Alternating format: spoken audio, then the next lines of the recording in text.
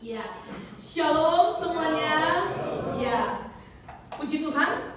Kalau pagi hari ini kita bisa beribadah bersama-sama. Baik, Bapak Ibu yang rajin datang beribadah selama 1 bulan ini, pasti sudah tahu bahwa tema 1 bulan ini memelihara hubungan yang harmonis. Saya percaya ada banyak hamba Tuhan yang sudah mengajarkan memelihara hubungan harmonis itu tidak terbatas hanya pada pasangan. Itu harus ya.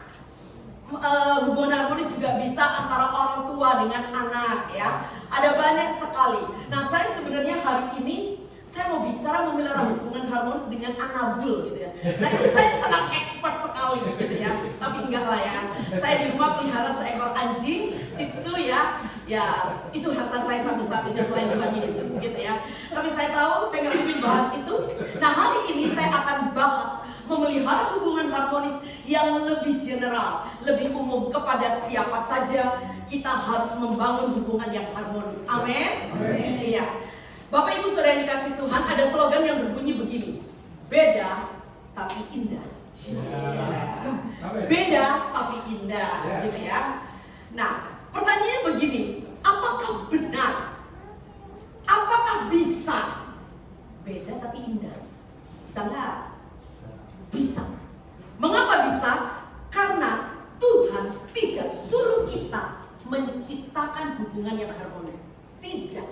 Tetapi Tuhan hanya memerintahkan kepada kita untuk memelihara hubungan yang harmonis. Mengapa? Karena kita tidak mampu untuk menciptakan hubungan yang harmonis. Dan karena semua itu, hubungan yang harmonis, kesatuan, sudah Allah dan Roh Kudus lakukan di dalam hidup kita. Jadi karena Allah sudah memberikan kesatuan, roh hubungan yang harmonis di dalam hidup kita, Dia yang mampu memberikan. Kita tidak mampu. Tugas kita hanya apa? Memelihara. Ya. Jadi tema ini sangat betul, bukan menciptakan hubungan harmonis, tetapi memelihara hubungan yang harmonis. Baik, kita akan membaca dari kebenaran firman Tuhan yang terdapat di dalam Efesus 4 ayat 1 sampai yang ketiga. Oke. Kita akan baca secara bergantian. Ayat yang pertama akan saya bacakan, lalu ayat yang kedua Bapak Ibu bacakan, dan ayat yang ketiga kita akan baca bersama-sama. Iman timbul dari pendengaran akan firman Kristus. Kita baca dengan suara yang keras. Sebab itu aku menasihatkan kamu, aku orang yang dipenjarakan karena Tuhan, supaya hidupmu sebagai orang-orang yang telah dipanggil berpadanan dengan panggilan itu. Silakan. Kamu selalu rendah hati, lembut dan sabar. Tunjukkanlah kasihmu dalam hal saling membantu. Bersama-sama 2, 3. Dan berusahalah memelihara kesatuan roh oleh ikatan damai sejahtera. Sekali lagi firman Tuhan berkata, berusaha memelihara, bukan menciptakan ya. Nah, Bapak Ibu Saudara yang dikasih Tuhan, pada ayat yang pertama boleh diklik lagi ayat yang pertama. Inilah panggilan mulia yang Allah berikan kepada gereja Tuhan. Kalau saya bicara soal gereja Tuhan, itu bukan bicara soal fisik, tetapi bicara tentang kita orang percaya yang ada di dalam tubuh Kristus. Yang Tuhan katakan, yang Tuhan mau sampaikan kepada kita, dikatakan begini pada kalimat yang terakhir. Setiap kita orang-orang percaya dipanggil berpadanan dengan panggilan itu. Maksudnya apa? Tuhan memanggil kita sebagai orang percaya, salah satunya adalah mendatangkan kesatuan tubuh Kristus, memelihara hubungan yang harmonis. Nah, sekarang pertanyaannya, bagaimana caranya saya sebagai orang percaya tubuh Kristus mendatangkan kesatuan tubuh Kristus? Bagaimana caranya supaya saya bisa memelihara hubungan harmonis yang sudah Allah ciptakan di dalam hidup saya, di dalam hati saya sebagai orang percaya? Nah, pagi hari ini saya ingin memberikan 2 poin dari kebenaran firman Tuhan pagi hari ini. Bagaimana caranya kita bisa memelihara hubungan yang harmonis? Yang pertama terdapat di dalam ayat 2a. Dikatakan begini, hendaklah kamu selalu rendah hati dan lemah lembut. Ya, dikatakan hendaklah kamu selalu rendah hati dan lemah lembut. Poin yang pertama, bagaimana caranya kita memelihara hubungan yang harmonis? Yang pertama, pastikan setiap kita orang percaya selalu rendah hati dan lemah lembut. Ya, next slide. Ya, poinnya. Oke, selalu lemah lembut. Nah, kalau kita melihat di dalam terjemahan bahasa Indonesia, di situ ditulis rendah hati, lemah lembut. Sepertinya 2 poin ya. Tetapi di dalam teks aslinya bahasa Yunani ini bukan 2 poin, tetapi 1 poin. Seperti koin mata uang ya, itu ada 2 sisi, Bapak Ibu ya. Tetapi tidak bisa dipisahkan. Seperti itulah ayat Efesus 24 ayat 2a ini. Lemah lembut dan rendah hati tidak bisa dipisahkan. Nah, kita akan bahas di bagian pertama ini, apa yang harus kita lakukan sebagai orang percaya untuk memelihara hubungan harmonis. Yang pertama, rendah hati dan lemah lembut. Apa artinya rendah hati? Filipi 2 ayat 3b dikatakan begini. Next slide.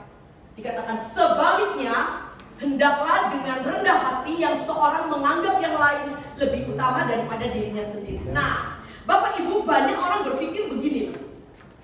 Kalau misalkan ya, lihat orang kaya naik ke Mercy, rumahnya banyak, asetnya banyak. Lalu orang kaya ini tiba-tiba makan pecel lele. Gitu ya, makan pecel lele, tendaan di pinggir jalan. Terus kita bilang begini, ih, dia orang kaya loh, tapi mau makan makanan di pinggir jalan. Ya iyalah, masa di tengah jalan di pinggir jalan ya. Nah, kita pikir orang seperti ini adalah rendah hati. Betul ya? Saya juga berpikir seperti ini. Tetapi kalau kita melihat di dalam Alkitab, arti rendah hati itu bukan bicara soal sikap kita yang mau makan di pinggir jalan, orang kaya tapi mau makan di jalan. Tidak. Dengan jelas Filipi 2 ayat 3b ini berkata begini, ini arti rendah hati. Rendah hati adalah menganggap orang lain itu lebih penting dari diri kita. Next slide. Saya sudah tulis. Nah, ini arti rendah hati. Jadi bicara rendah hati itu bicara tentang kesadaran kita. Kita harus sadar bahwa orang lain, siapapun dia, mau orang lebih miskin daripada kita, mau orang yang lebih bodoh dari kita secara intelektual, atau mungkin orang yang mungkin katakan kita orang kota, dia orang desa, kita harus punya kesadaran. Harus dimulai dari kesadaran menganggap orang lain lebih penting daripada diri kita. Ketika kita punya kesadaran itu, kita disebut rendah hati. Ini fenomena. Ya. Nah, jadi rendah hati itu nggak ada hubungannya sama sikap kita, nggak ya. Tapi dimulai dengan kesadaran. Bapak Ibu, kenapa ini penting sekali untuk memelihara hubungan yang harmonis? Kalau kita ingin memelihara hubungan harmonis, tetapi kita, khususnya orang percaya yang ada di dalam gereja Tuhan, tidak pernah menganggap orang lain lebih penting daripada diri kita. Kita merasa kita yang paling penting, kita merasa kita yang paling menonjol, kita merasa kita yang paling pintar. Saya percaya, kita semua yakin hubungan harmonis itu tidak akan pernah terjadi. Nah, makanya Rasul Paulus mengingatkan kepada setiap kita, kalau kita ingin memelihara hubungan yang harmonis, yang pertama rahasianya selalu rendah hati dan lemah lembut. Ya. Pastikan setiap kita pagi hari, termasuk saya yang menyampaikan kebenaran firman Tuhan, kita harus sadar bahwa setiap kita ini butuh orang lain. Nggak ada satu orang pun yang nggak butuh orang lain. Amin. Bilang ke kanannya ini, bro, sis, gua butuh lu. Nah, gitu coba bilang ya. Iya, kita ini butuh orang lain. Tadi kita lihat ya, tim Prophet ini luar biasa mainnya. Pemain musik kalau nggak ada WL, itu bukan main musik, itu ngamen. Pemain musik itu butuh WL. WL juga butuh pemain musik. Nyanyi nggak ada pemain musik, garing. Saya pengkhotbah butuh saudara sebagai audiens. Kalau saya ngoceh sendiri, saya kayak orang gila. Paham ya? Nah, jadi kita ini saling butuh satu dengan yang lainnya. Coba saudara bayangkan begini, kalau saudara punya handphone baru beli, ya. Terus cuman handphonenya doang, nggak ada chargernya, nggak ada perangkat yang lainnya ya, nggak ada baterainya. Kira-kira handphone ini bisa maksimal nggak? Nggak bisa. Mau handphone merek terkenal pun apapun, mau Apple kayak mau Samsung kayak terserah dah, tetap nggak akan maksimal. Setuju dengan saya? Itu handphone mahal, saudara bagus, tapi nggak ada perangkat lainnya, akhirnya nggak bisa maksimal. Nah, sama dengan kehidupan kita. Karena itu mari kita hargai pasangan kita di rumah. Kita hargai rekan sekerja kita di pekerjaan kita, di kantor kita. Kita hargai rekan sepelayanan kita di mana kita melayani. Kita harus punya kesadaran bahwa kita anggap orang lain itu lebih penting dari diri kita. Amin. Amin ya. Dan saya percaya setiap kita pasti bisa memelihara hubungan yang harmonis kalau kita punya kesadaran kerendahan hati. Nah, pertanyaannya begini. Sejauh mana sih saya harus rendah hati sama orang lain? Sejauh mana? Nah, sampai batas mana saya perlu memberikan kerendahan hati saya kepada orang lain? Bapak Ibu pernah ketemu nggak di dalam kehidupan sehari-hari ada orang tuh songongnya minta ampun? Betul ya? Banyak ya? Iya. Atau mungkin sudah lihat saya songong. Tapi dalam kehidupan saya gitu, ya sekali ngalah, 2 kali ngalah, 3 kali. Gua nggak kasih lu makan kok terserah lu. Nah, jujur ya. Tapi gini, kita mau belajar dari firman Tuhan. Sampai sejauh mana sih kita ini harus rendah hati? Jawabannya, sejauh Yesus rendah hati. Wah. Nah sekarang, kalau sejauh Yesus rendah hati, sejauh mana sih Yesus rendah hati? Saya kasih ayatnya. Saya nggak ada ya. Coba buka. Filipi 2 ayat 8. Dikatakan begini. Dan dalam keadaan sebagai manusia, Ia Yesus telah merendahkan dirinya dan taat sampai mati, bahkan sampai mati di kayu salib. Itu kerendahan Tuhan Yesus. Jadi kalau kita bertanya, sampai sejauh mana saya harus rendah hati kepada orang lain supaya hubungan harmonis itu bisa terjadi? Seperti ini. Kalau ada sampai sejauh Yesus rendah hati. Yesus rendah hati sampai ini. Sampai dia mati di atas kayu salib. Bapak Ibu, Yesus itu adalah pencipta. Tetapi saking dia rendah hati, dari pencipta dia turun menjadi ciptaan. Ketika dia menjadi ciptaan, harusnya dia bisa pilih. Loh, dia Tuhan kok, dia Allah kok. Dia bisa pilih mau jadi apa. Benar nggak? Oh, saya mau jadi malaikat, bisa nggak? Bisa. Tapi Yesus pilih dia jadi manusia. Bahkan ketika dia jadi manusia, dia bisa pilih mau jadi raja, mau jadi perdana menteri. Tapi Yesus pilih jadi hamba. Bahkan ketika dia jadi hamba, dia juga bisa pilih cara matinya. Tapi dia pilih, dia mati di atas kayu salib, tergantung di atas kayu salib itu saudara dan saya. Itu kerendahan hati Tuhan Yesus. Dan Alkitab mengajarkan kepada kita, seperti inilah, sejauh inilah kerendahan hati kita. Saya membayangkan kalau diibaratkan anak tangga, Tuhan Yesus ini turunnya itu downgrade-nya itu berapa anak tangga. Turun levelnya itu sangat jauh sekali. Dari pencipta, terus turun sampai dia mati di atas kayu salib.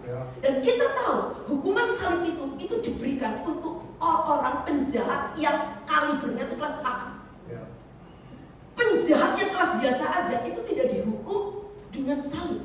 Tapi Yesus mati di atas kayu salib hanya untuk apa? Untuk menemukan saudara dan saya. Nah, inilah yang ingin Allah sampaikan kepada setiap kita. Nah, saya berpikir begini, saudara.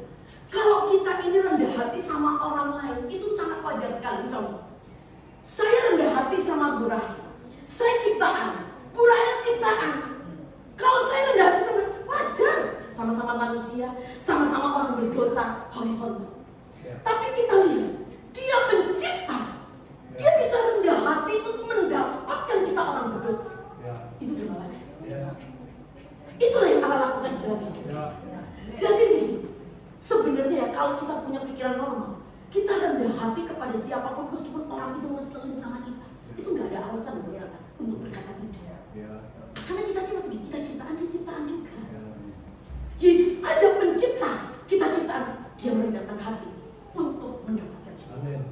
Nah, ini arti rendah hati dari Efesus pasal 2 tadi. Saya katakan, arti rendah hati dan lemah lembut itu nggak bisa dipisahkan. Seperti satu koin dengan 2 sisi, ya.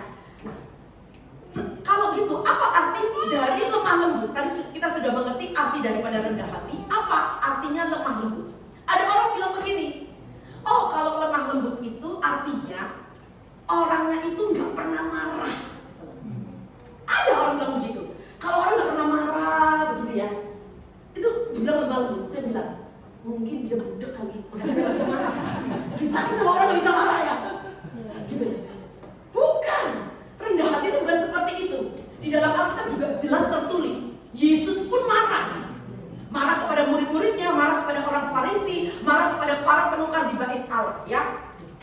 Bukan begitu. Jadi kalau saudara lihat ada orang yang nggak bisa marah, digarain hari ini, marahnya tahun depan, gitu misalnya. Oh dia lemah lembut, enggak. Bukan itu arti lemah lembut. Nah, lemah lembut itu juga berarti gini, orang yang ngomong intonasinya itu nggak pernah tinggi.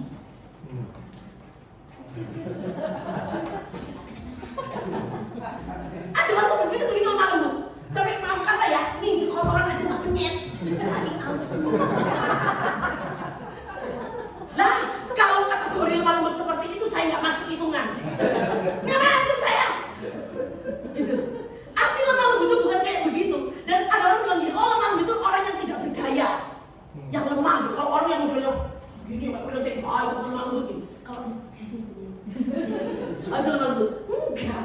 Bukan orang nggak berdaya. Karena Alkitab pun mencatat, Yesus dikatakan, Yesus itu raja, punya kuasa, tapi dia lemah lembut. Dikatakan Yesus itu kan datang masuk kota Yerusalem itu naik keledai, ya. Nah, mana ada raja naik keledai, gitu. Bukan orang yang tidak berdaya. Yesus itu raja, punya kuasa.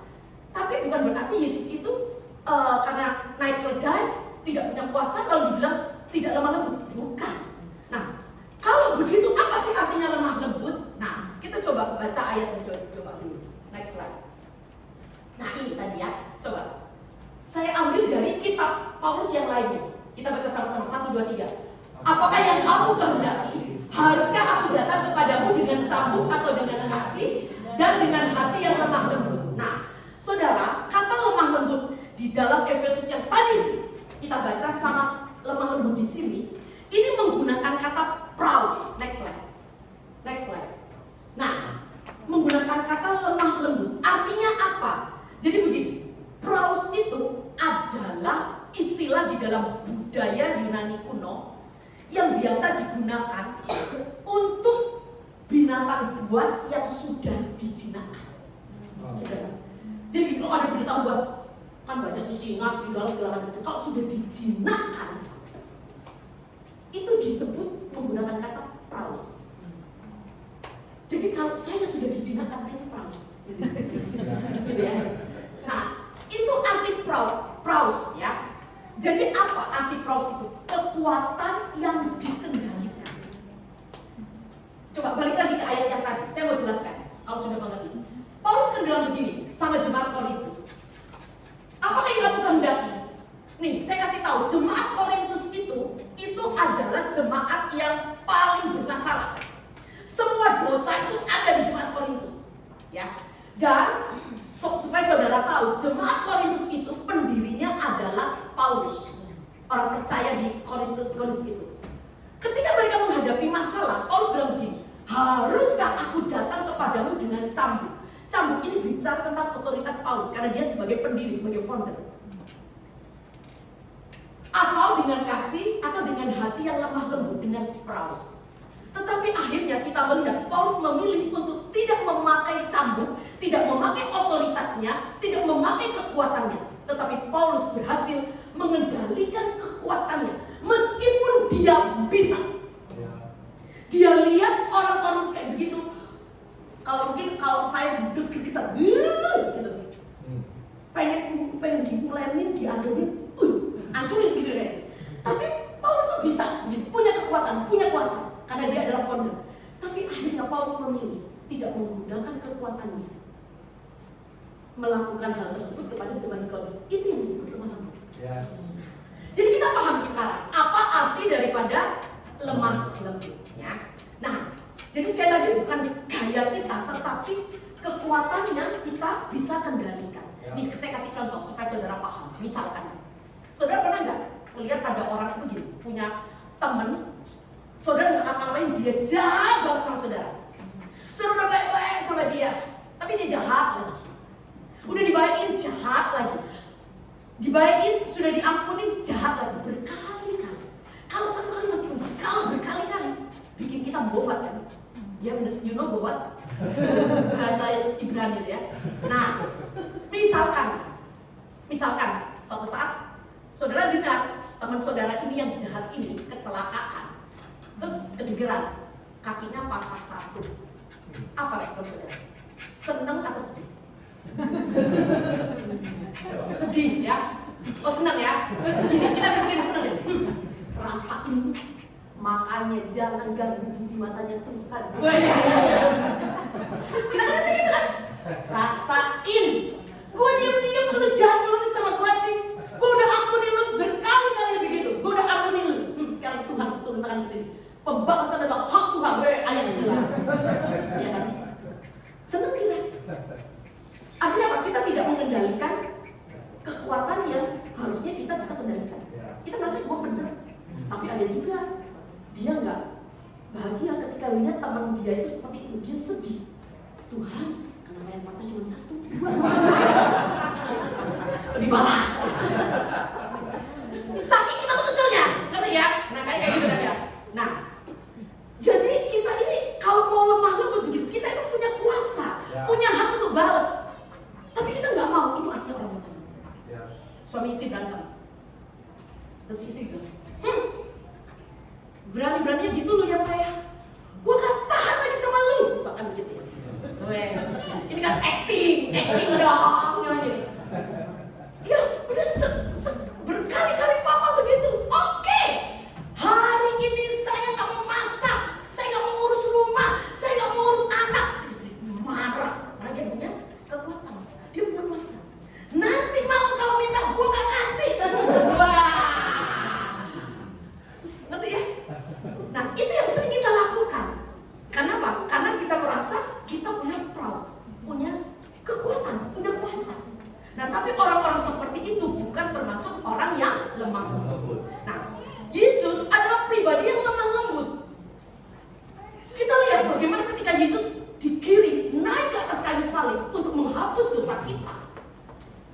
Itu semua prajurit itu nolak dia. Yesus, kalau kamu memang anak Allah turun dong.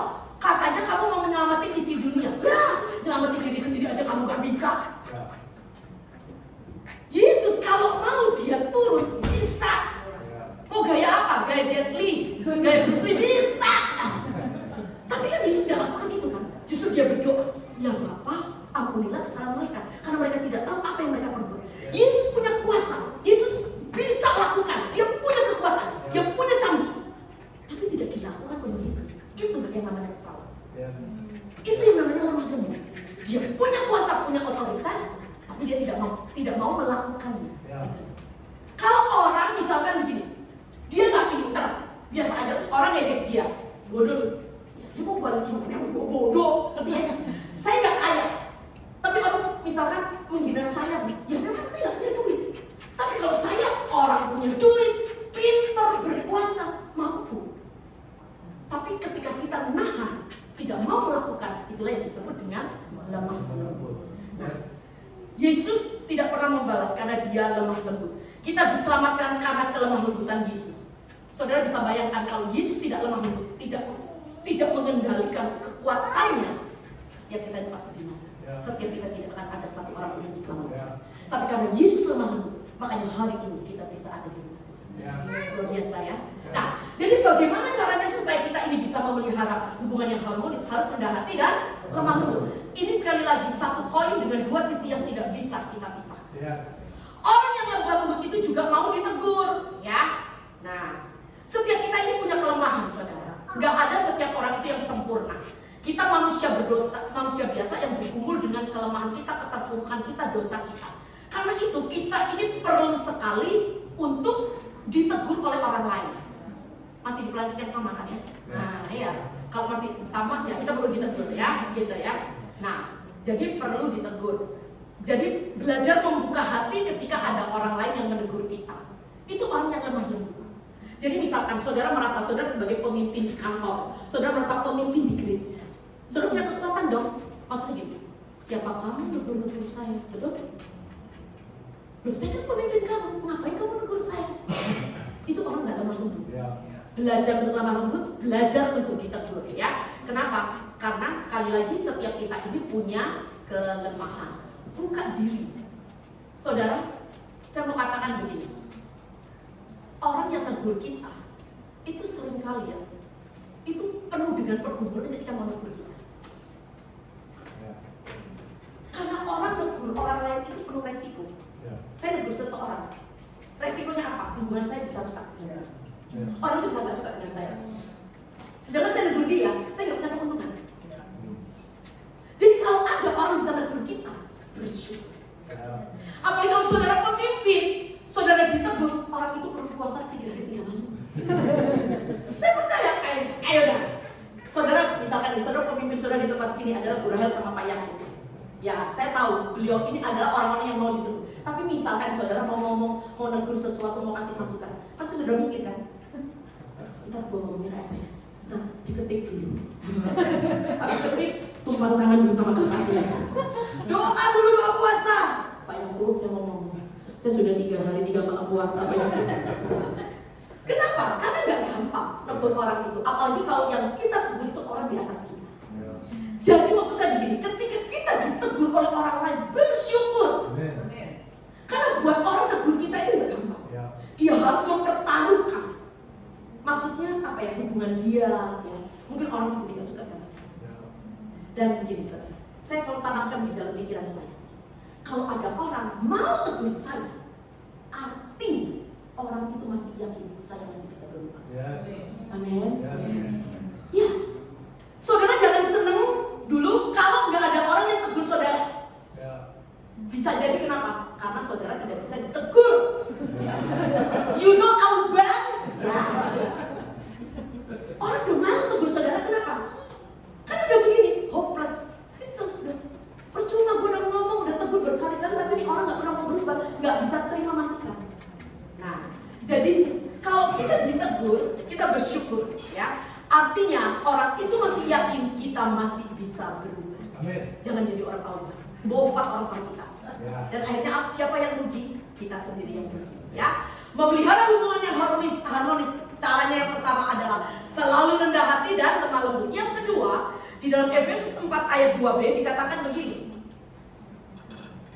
Dan sabar, tunjukkanlah kasihmu dalam hal saling membantu. Poin yang kedua, ya, ternyata kata saling membantu di dalam Efesus pasal 4 ayat 2 ini, kata saling membantu. Saya coba cek ya, meskipun saya tuh gak jago-jago amat ya. Di dalam teks aslinya sama teks Indonesia, teks aslinya sama teks bahasa Inggrisnya, itu tidak tertulis saling membantu, tetapi dikatakan saling menanggung. Saling menanggung. Nah, pertanyaan begini, menanggung oh alhamdulillah hutang saya ditanggung, saya bebas, bukan itu ya. Nah, tapi apa ini? Kalau kita ingin memelihara hubungan yang harmonis, saling menanggung di dalam kasih. Itu poin yang kedua, ya. Saling menanggung di dalam kasih. Ya, slide sebelumnya Juve. Ya. Nah, ya, ini poin yang kedua, saling menanggung di dalam kasih.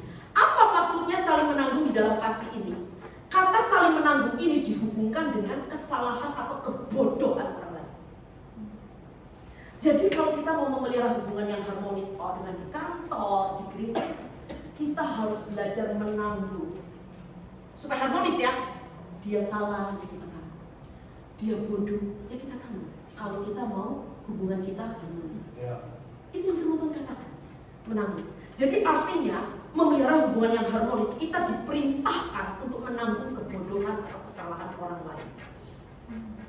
Saudara kayaknya mabuk, susah amat sih dipakai firman Tuhan. Iya memang. Sebelum saudara dengar, saya sudah persiapan khotbah, saya sudah mau umat duluan. Jadi pagi ini saya ajak umat bareng-bareng. Nah, supaya jelas, kita lihat ayat yang paralel. Kolose 3 ayat 13. Kolose 3 ayat 13 sama-sama ditulis oleh Paulus. Paulus berkata begini, nah, sabarlah. Kata sabarlah di sini oleh Paulus di dalam teks aslinya juga dikatakan tanggunglah. Tanggunglah kamu seorang terhadap yang lain dan ampunilah seorang akan yang lain apabila yang seorang menaruh dendam terhadap yang lain, sama seperti Tuhan telah mengampuni kamu, kamu berbuat jugalah demikian. Ternyata sama jika menggunakan kata tanggunglah. Nah, bagaimana cara menanggungnya? Pada ayat yang terakhir dikatakan dengan jelas, sama seperti Tuhan telah mengampuni saya dan saudara. Saya dan saudara perbuat jugalah demikian. Artinya apa?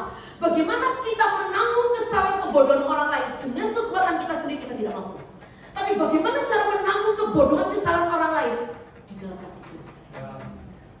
Ya. Saya tahu ini gak gampang. Jadi caranya bagaimana? Kita harus memberikan pengampunan. Ada kata mengampuni di situ, ya. Nah, saya tahu ini tidak gampang. Saudara masih ingat kisah tentang hamba yang jahat? Ya tahu ya, punya hutang banyak kepada raja, lalu raja membebaskan dia. Lalu ketika dia menjumpai temannya yang hanya punya hutang sedikit sama dia, dicekekkan. Masih ingat kisahnya? Nah, saya mau katakan, itulah yang Allah lakukan kepada saudara dan saya. Allah selalu memberikan lebih banyak dari apa yang kita harapkan. Lebih banyak dari apa yang kita doakan. Lebih banyak dari apa yang kita ekspektasikan. Itulah Allah kita. Jadi buat kita untuk mengampuni orang lain, menanggung kesalahan orang lain, menanggung kebodohan orang lain, ya harus kita lakukan. Kenapa? Karena kita sudah menerima hal itu dari Tuhan sendiri. Gitu ya. Nah, jadi kuncinya bagaimana kita bisa menanggung kesalahan kebodohan orang lain. Kuncinya adalah di dalam kasih Tuhan. Dengan kasih kita sendiri kita tidak bisa.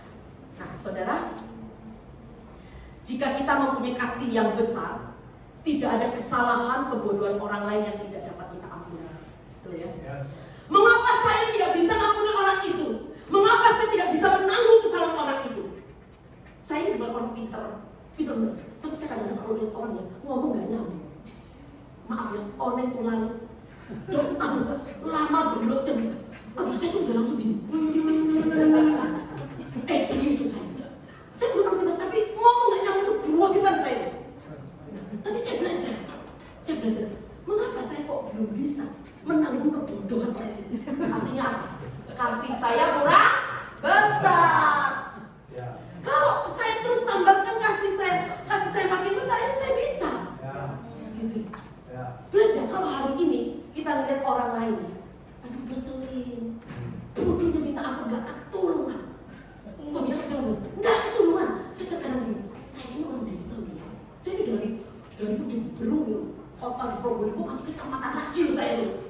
Saya orang desa. Tapi pas saya kadang ketemu orang, kok kayaknya gue masih pinteran dikit ya.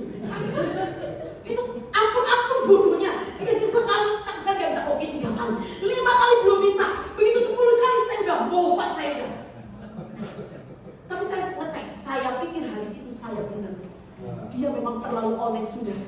Tapi saya tahu kasih saya harus diperbesar. Iya, saya harus terus belajar. Mungkin saya kasihnya dulu begini, sekarang sudah begini, belum bisa. Ya tambahin lagi. Belum bisa, tambahin lagi. Sampai kapan? Sampai innalillahi wa inna ilaihi raji'un. Nggak ada ceritanya. Harus ditambahkan. Ada cerita menantu sama mertua. Si menantu itu jengkel banget sama si mertua. Makanya jadi mertua itu baik-baik. Jadi menantu juga baik-baik supaya warisan banyak. Nah, si mertua ini bawel minta ampun. Tinggal serumah sama si menantu. Udah dilayani pagi siang malam. Setiap pagi siang malam masa itu mesti berubah, mesti ganti menu. Aduh, jadi mertua udah jangan tinggal kesian anak sekarang udah kerja jangan lihat. Nah, ini kan ceritakan. Terus si menantu jengkel banget saya bilang, gue udah gak tahan. Satu-satunya cara adalah apa? Dimatikanlah si mertua itu. Harus mati dulu. Tapi gimana cara mau matiin mertua? Ini kan cerita. Datanglah dia ke seorang tabib. Dia bilang, tabib, dia cerita, saya gini. Saya mau gimana caranya supaya mertua saya cepat mati. Terus kami bilang, oke, saya kasih ramuan. Kamu kasihnya dikit-dikit. Selama 1 bulan mertua kamu pasti meninggal. Tapi kamu kasihnya dikit-dikit. Kalau kebanyakan ketahuan. Dikit-dikit supaya meninggal. Oke. Terus gini kata si tabib. Tapi kamu kasihnya setelah dikit-dikit. Kamu selama 1 bulan sebelum dia mati, kamu harus baik-baikin mertua kamu. Jadi waktu dia mati, lu nggak dicurigai.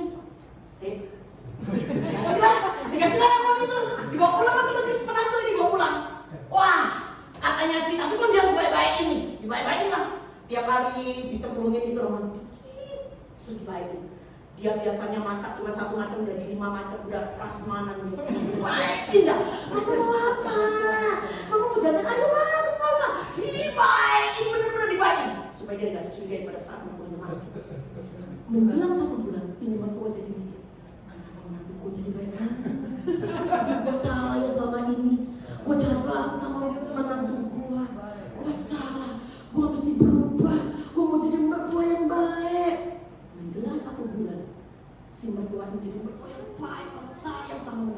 Sekarang giliran sebenarnya. Waduh, mati dong Pak. Ini kenapa mertua gue jadi baik? Gue gak tega nih mertua gue mati ini. Bingung lah dia. Waktu mendekati, sudah hampir 1 bulan. Dia buru-buru pergi ke Citarum. Tapi saya minta tolong, ini gimana caranya? Ada penangkal ramuan dia. Saya nggak mau mertua saya mati. Dia baik banget sama saya. Saya gak tega, dia baik banget sayang sama saya. Terus ada si mertua bilang begini, Tesin tadi begini. Kamu sudah kasih semuanya? Udah kasih ini, udah kali. Itu cuma vitamin. Ternyata si Tabit udah tahu. Dia bilang, obatnya itu apa? Di hati kamu. Gitu. Nah, jadi itulah bagaimana caranya kita menanggung kesalahan kebodohan orang lain. Kasih kita harus diperbesar ya. Jangan berfokus pada kesalahan orang lain. Amin. Saya tuh jujur, kadang-kadang saya kalau kesel, saya tuh ngeliatin. Kita tuh gampang sekali melihat kesalahan orang lain. Kita gampang banget melihat keonengan orang lain. Itu gampang banget. Pakai mata satu aja kita udah bisa lihat, gitu ya. Tapi ngelihat kebaikan orang itu kita tuh susah. Nah, kalau kita ingin sabar menanggung di dalam kasih, jangan fokus pada kesalahan orang lain. Tapi kita berfokus bagaimana kita menambah kasih kita. Amin. Seperti Kristus mengasihi kita. Saudara dan saya ini nggak bosan-bosannya bolak-balik. Sering banget kita tuh ngecewain Tuhan, ngeselin Tuhan. Tapi ingat kasih Tuhan begitu besar untuk hidup kita. Selalu ada kasih yang baru untuk hidup kita. Sama seperti itulah yang harus kita lakukan kepada orang lain supaya kita bisa memelihara hubungan yang harmonis. Nah, coba next slide. Siapa dia? Ini mantan pacar saya. Karena dia tidak mau menikah, hanya saya juga memutuskan untuk tidak menikah. Paulus kedua, ya. Nah, saudara, kita tahu kisahnya pernah viral di media bahwa Paulus kedua ini pernah ditembak oleh seorang ekstremis Turki dan hampir mati. Ekstremis Turki ini bernama Mehmet Ali Aksa. Tembak dor. Lalu si Paus Yohanes ini dilarikan ke rumah sakit, dirawat di rumah sakit setelah sekian bulan lamanya, dan akhirnya setelah pulih diceritakan 1 tahun kemudian Paus Yohanes kedua ini mendatangi Mehmet Ali Aksa di mana dia dipenjara, mendatangi pembunuh yang menembak dia, yang akan membunuh dia. Dan pada waktu di penjara, pada waktu Paus ini datang, si Mehmet ini shock, kaget, dia pikir dia mungkin akan diapain, ternyata tidak. Sama Paus ini dipeluk si Mehmet ini, terus ditanya bagaimana keadaan kamu selama di penjara, terus ngobrol sama si Mehmet. Tahu? Selesai terakhir pembicaraan mereka, Mehmet ini langsung cium tangan Paus. Lalu dia bilang pada gini, Paus, saya janji, kalau saya sudah bebas, saya akan ke Vatikan dan saya mau dibaptis oleh Paus sendiri. Kasih tepuk tangan lagi. Ini kalau kita bisa memelihara hubungan harmonis, ujungnya apa? Ada jiwa-jiwa yang bisa mengenal Tuhan. Banyak orang tuh tersandung, kenapa? Karena sikap hidup kita. Kita ini orang Kristen terkenal kasihnya, tapi kita ini jutek, bin judes. Ya repot. Mari, ya, jangan selalu ngitungin kesalahan orang lain, tapi sekali lagi perbesar kasih kita supaya kita dapat menanggung kesalahan kebodohan orang lain. Ayat yang terakhir itu betul-betul terakhir. Nah, tadi Efesus 4 ayat 3 dikatakan begini, dan berusahalah memelihara kesatuan. Allah kita itu Allah yang sangat baik. Dia nggak bilang kamu wajib, enggak loh. Dia bilang berusaha. Tetapi kata berusahalah ini di dalam bahasa Inggrisnya menggunakan kata make every effort. Jadi kata ini mengandung arti apa? Berusaha itu bukan dilakukan sekedarnya. Oh, saya mendengar khotbah hari ini. Oh iya, saya udah tahu, saya sudah hati, saya harus lemah lembut, saya harus menang, sabar menanggung. Ya, udah tahu sekedar. Enggak. Tapi firman Tuhan berkata apa? Berusahalah. Jadi kita harus melakukannya dengan sekuat tenaga. Harus ada effort, ada upaya, ada usaha dari kita. Untuk kita bisa memelihara hubungan yang harmonis dengan cara apa? Rendah hati, lemah lembut, sabar, dan dalam menanggung di dalam kasih. Ya. Nah, ini yang Allah ingin sampaikan kepada kita hari ini. Ayo kita belajar untuk berusaha memelihara hubungan yang harmonis. Mumpung jemaat Sufana ini masih kecil ya, enak, kenal kan? Saudara datang juga langsung tahu ini siapa. Ayo dicoba, disapa. 3S, masa kita kalah sama Pertamina? Sapa, salam, senyum. Masa di gereja aja cemberut? Siapapun kita, meskipun saudara gak pelayanan, coba sapa, senyum ya. Gitu. Senyum tuh gratis. Senyum tuh masih gini. Senyum tuh angkat, kayak emoticon. Gitu kalau senyum itu. Orang tuh lihat enak, gitu ya. Saya percaya, ketika kita memulai hubungan yang harmonis, kita gak perlu konflik. Orang akan datang, memuliakan kita. Amin buat kebenaran firman Tuhan. Mari, saya undang profetik. Kita angkat pujian. Pujian ini mengatakan supaya dengan kasih Tuhan kita menjadi satu di dalam cara berpikir, cara berkehendak, cara merasa. Karena kita punya satu Allah, satu Roh yang menyatukan setiap kita.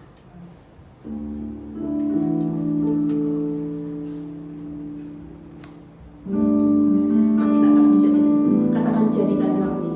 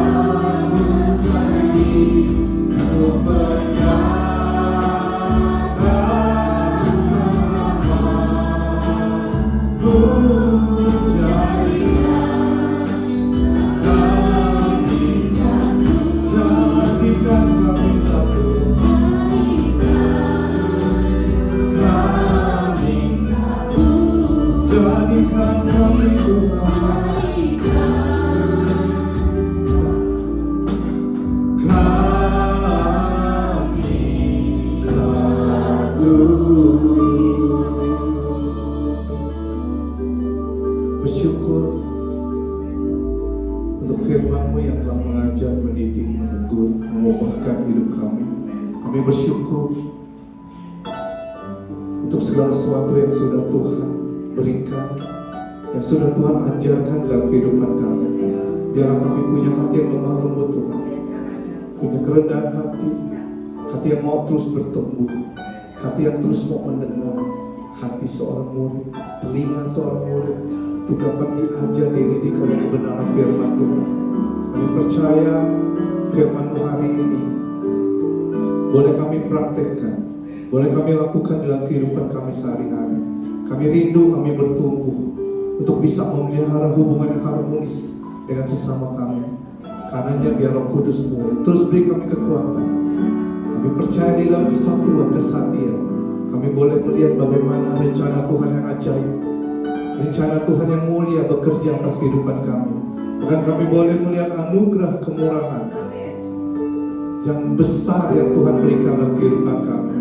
Terima kasih untuk hamba-Mu Pendeta Madia Martani yang sudah Tuhan utus untuk berbicara di hadapan kami.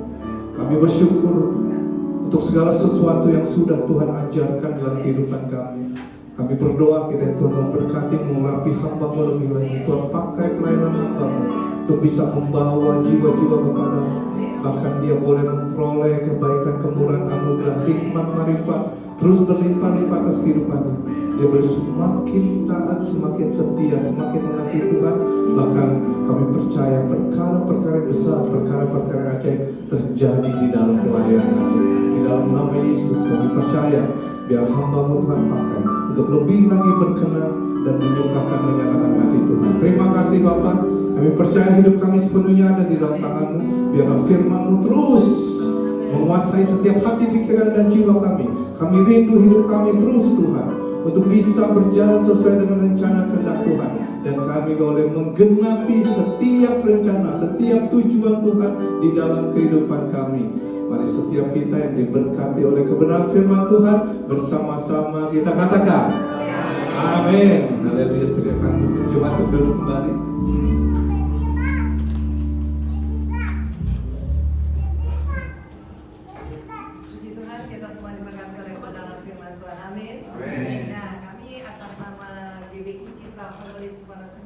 Terima kasih kepada Ibu Pendeta Nadia Matalim yang sudah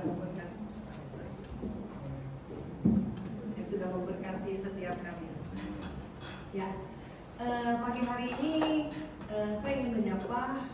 Apakah ada Bapak Ibu, saudara-saudari yang baru pertama kali hadir di tempat ini? Boleh menjawab kata, oh ya, Mas Anggar ya, ada lagi? Ya, selamat datang Pak. Kami mengundang untuk ibadah-ibadah selanjutnya di tempat ini. Tuhan Yesus memberkati. Ya, kita saat itu memberi.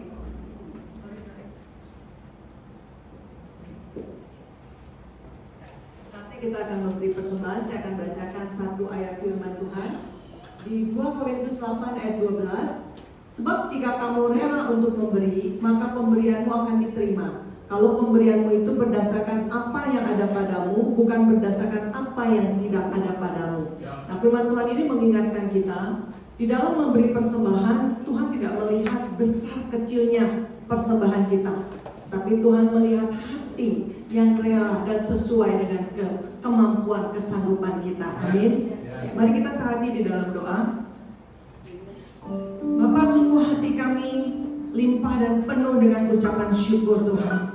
Kami bersyukur untuk ibadah di pagi hari ini Tuhan. Kami bersuka cita Tuhan bersama-sama dengan saudara seiman di tempat ini, membawa doa, pujian, penyembahan dan pengagungan kepadamu Tuhan. Kami bersyukur Tuhan. Kami bersyukur kami diberkati oleh kebenaran firman-Mu Tuhan. Kami bersyukur. Kami bersyukur Tuhan atas pemeliharaan dan penyertaan di sepanjang kehidupan kami.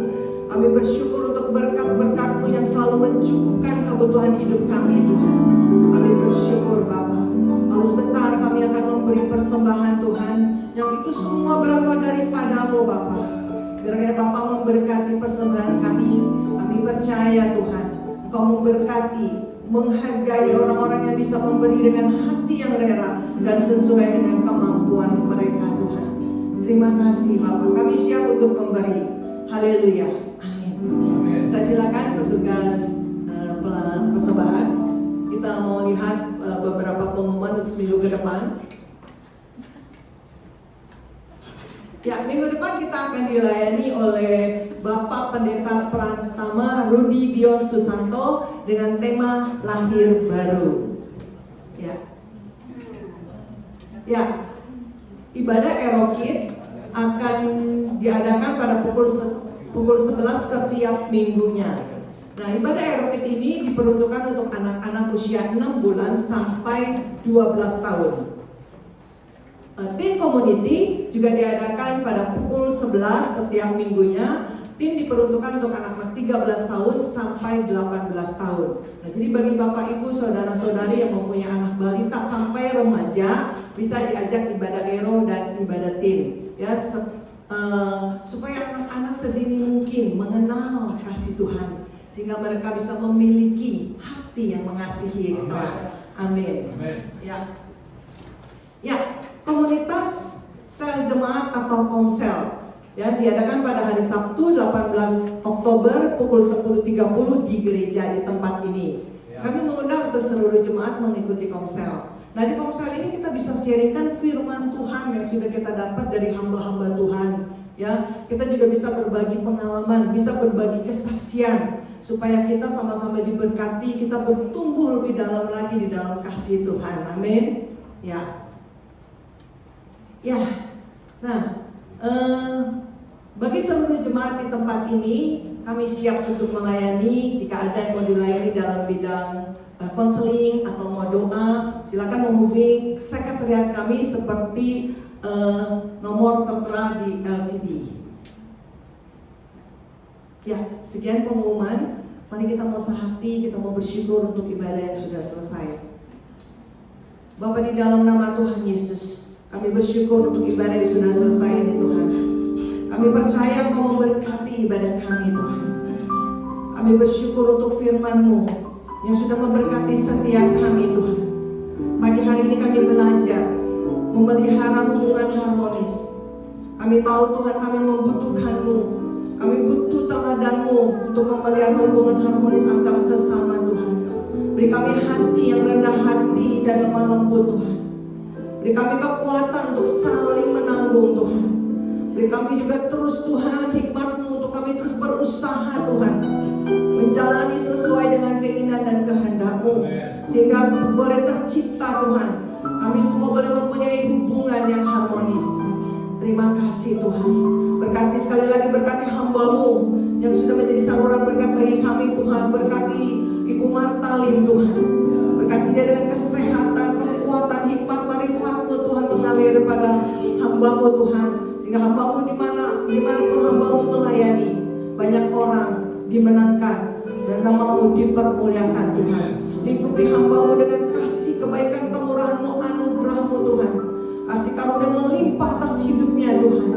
Terima kasih Bapa. Terima kasih. Kami juga berdoa untuk seluruh hamba-hamba-Mu yang melayani khususnya pada pagi hari ini Tuhan. Biar juga Engkau juga terus memberkati kehidupan mereka, keluarga, kesehatan, keuangan mereka, pelayanan mereka Tuhan berkati. Tuhan tambahkan terus kapasitas mereka sehingga mereka bisa memaksimalkan talenta mereka untuk terus mengiring dan setia melayani-Mu, dan nama-Mu boleh dipermuliakan dalam pelayanan mereka Tuhan. Terima kasih Bapak. Kami juga berdoa untuk seluruh jemaat yang ada di tempat ini maupun yang tidak bisa hadir Tuhan pada hari ini Tuhan. Biar kiranya berkat-Mu Tuhan, berkat kekuatan-Mu, kemampuan ilahi, pengurapan-Mu, hikmat, marifat-Mu juga turun atas seluruh jemaat-Mu Tuhan, sehingga mereka boleh menjadi jemaat-jemaat, bukan sekedar jemaat Tuhan, tapi jemaat yang setia. Bahkan mereka menjadi pelayan-Mu yang setia Tuhan. Bahkan boleh Tuhan, mereka boleh mengeluarkan talenta-Mu untuk talenta mereka untuk memuliakan nama-Mu Tuhan. Berkati apapun pergumulan, permasalahan yang terjadi dalam kehidupan seluruh jemaat-Mu Tuhan.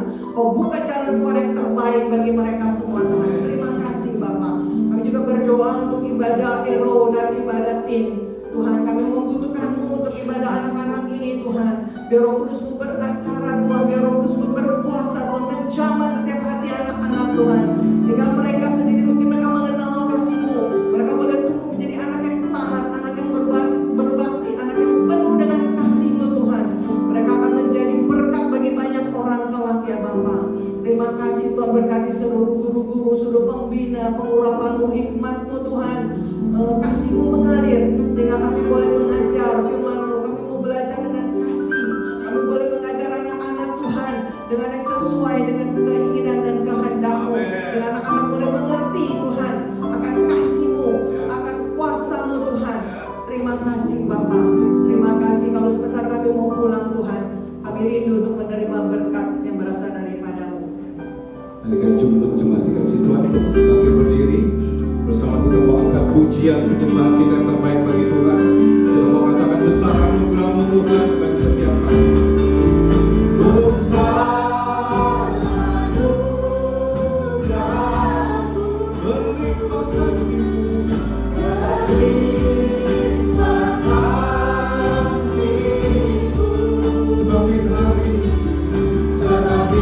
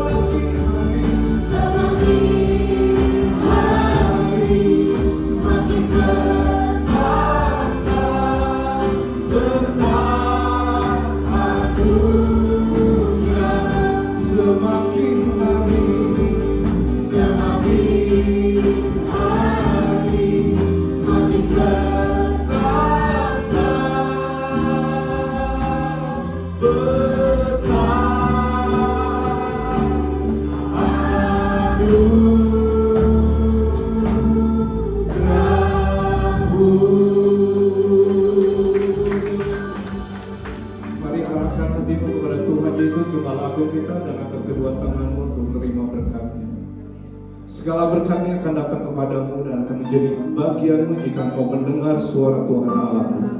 Diberkatilah engkau di kota, diberkatilah engkau di ladang.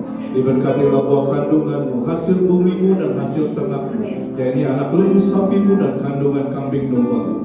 Diberkatilah bakulmu dan tempat adonanmu. Diberkati kau pada waktu masuk, diberkati kau pada waktu keluar. Terimalah segala berkat dari Allah Bapa, kasih sayang dari Tuhan Yesus yang tidak pernah terbatas. Di dalam persekutuan dengan Roh Kudus, turun memberkati hidupmu, memberkati pelayananmu, memberkati keluargamu, memberkati usahamu, memberkati pekerjaanmu. Apapun yang kau lakukan, kau kerjakan dengan roh takut akan Tuhan. Dibuat Tuhan berhasil dan beruntung. Terima dan sambut seluruh berkat dari Tuhan ini dengan penuh ucapan syukur. Bersama kita katakan, terima kasih.